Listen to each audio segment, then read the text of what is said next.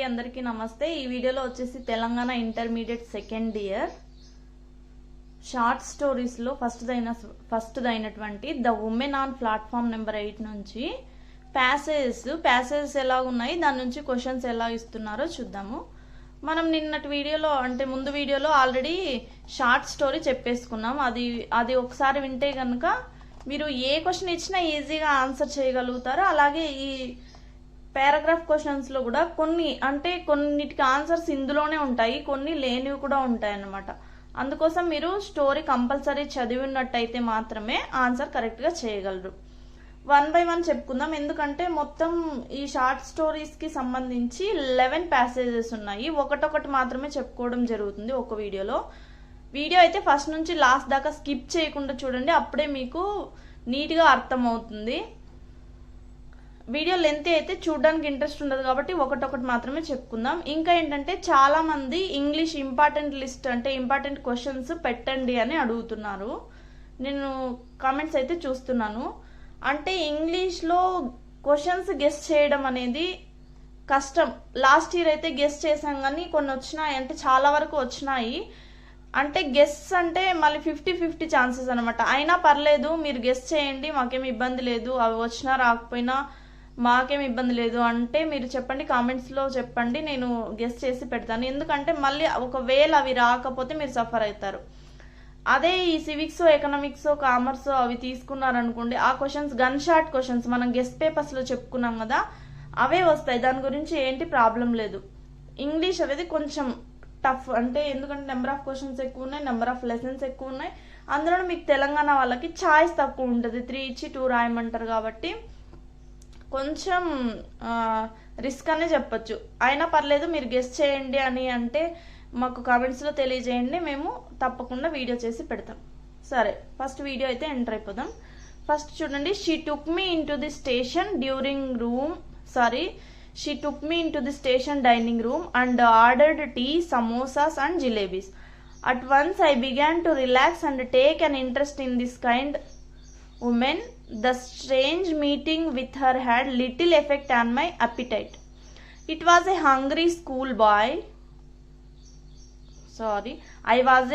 schoolboy. I ate as much as I could without being impolite. She took pleasure in watching me eat. I think the food strengthened our friendship, for under the influence of the tea and sweets, I began to talk quite freely. I told her about my school, my friends, my likes and dislikes. She questioned me quietly from time to time, but preferred listening. Okay, దీంట్లో మనం చెప్పుకున్న సారాంశం అయితే ఒకసారి విన్నట్టయితే just ఒక 5 minutes video ఉంది, అది వింటే మీకు అన్ని క్వశ్చన్స్ ఈజీగా ఆన్సర్ చేయగలుగుతారు। ఇప్పుడు చూడండి, దీంట్లో కొన్ని క్వశ్చన్స్ చూద్దాము, కొన్నింటికి ఆన్సర్స్ ఉన్నాయి, కొన్ని చూడు। ఫస్ట్ వచ్చేసి who is she referred to in this passage. She అంటే ఎవరు ఇక్కడ అంటే, మీరు ఈ ప్యాసేజ్ మొత్తం చదివినా కూడా షీ అనేది ఎవరు తెలియదు, మీరు ఆల్రెడీ లెసన్ వినుంటే తప్ప। షీ అంటే ఎవరు అంటే the woman on platform number 8, the strange women. మీరు లెసన్ లో చదివితే వైట్ శారీలో ఒక ఆమె కనిపిస్తుంది, ఆమె ఏం జ్యువెలరీ వేసుకోలేదు, తను చాలా కైండ్ హార్టెడ్ గా ఉంది, తన వాయిస్ చాలా మృదువుగా ఉండడంతో ఈ అబ్బాయికి తన బిహేవియర్ నచ్చింది, ఇదంతా వినుంటారు కదా। ఈ లెసన్స్ వింటే మీరు క్వశ్చన్స్ కూడా ఈజీగా ఆన్సర్ చేయగలుగుతారని పదే చెప్పడానికి ఇదే రీజన్ అనమాట।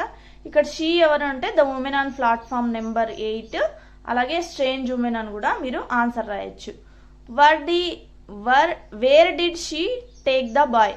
దీనికి ఆన్సర్ ఇక్కడే ఉంది, ఎక్కడికి తీసుకెళ్ళింది అంటే స్టేషన్ డైనింగ్ రూమ్ లోకే। ఓకే, ఇది మాత్రం ఇక్కడే ఉంది ఆన్సరు।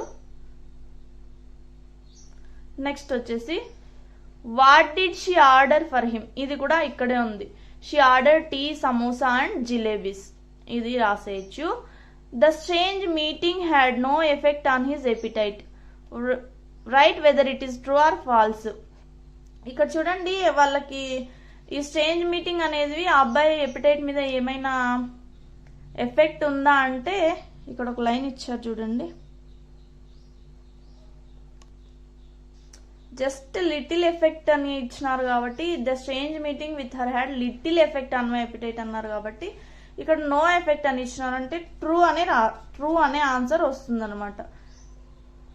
నెక్స్ట్ వచ్చేసి I ate as much as I could without being impolite. What did he mean statement choose the best answer. ఇక్కడ కొన్ని ఆప్షన్స్ ఇచ్చినారు. ఇక్కడ ఈ లైన్ కి అర్థం ఏంటి అని అడుగుతున్నారు. I ate so much food with being polite. సెకండ్ది I ate not much food without being polite. I ate sufficient quantity of food without being shy. I ate scanty food with feeling of fear. ఇక్కడ 4 options లో ఏది correct అంటే first option correct.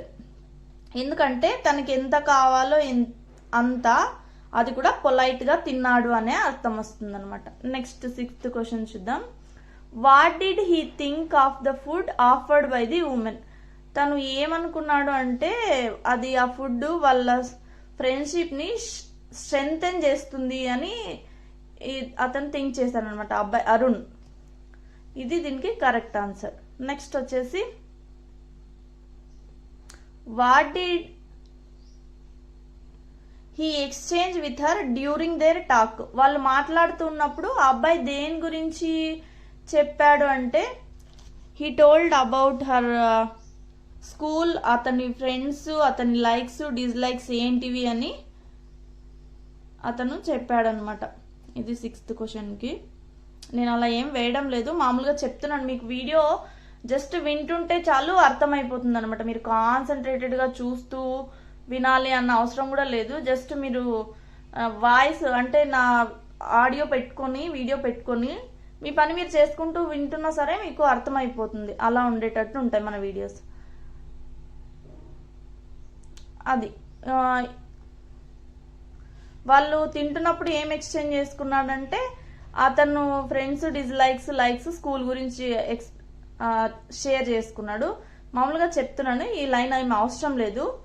మామూలుగా she questioned me quietly from time to time but preferred listening. అంటే ఆమె అతన్ని అడుగుతూ వచ్చింది కానీ ఆమె అయితే తక్కువ మాట్లాడింది, ఎక్కువగా వినింది అనమాట. ఆ అబ్బాయి తినడాన్ని ఆమె ఎంజాయ్ చేసింది. మనం లెసన్ లో చెప్పుకున్నాం ఆల్రెడీ.